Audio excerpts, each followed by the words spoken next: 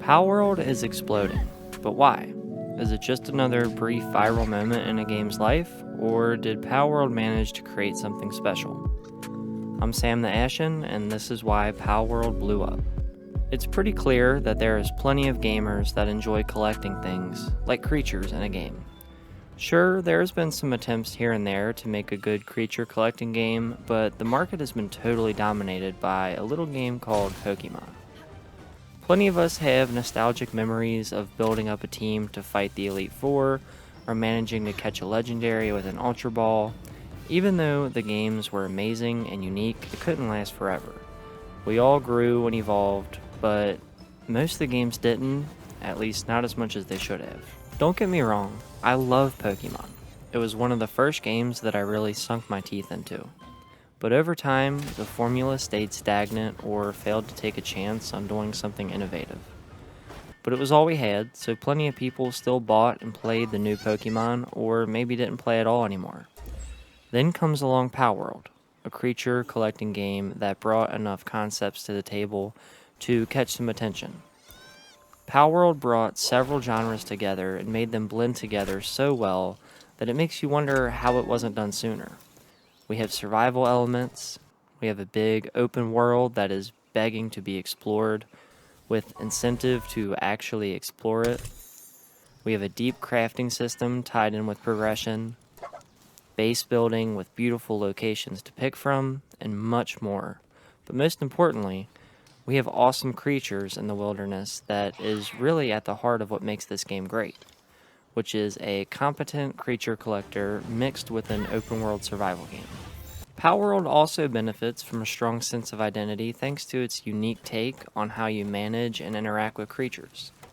You probably never would have guessed that you could pick up your fox you caught and use it as a handheld flamethrower, or pick up your cute fluffy sheep and use it as a living shield.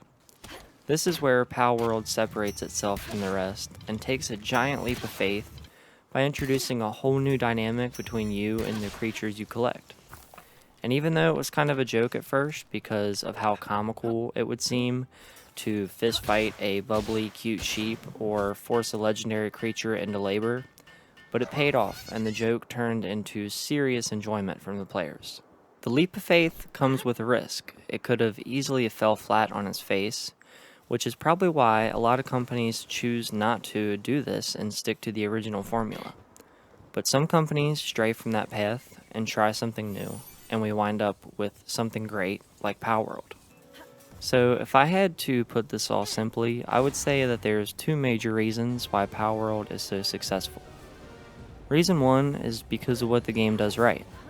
The breath of fresh air to the genre, not being afraid to try something new, and making the game be focused on enjoyment rather than maximizing profits.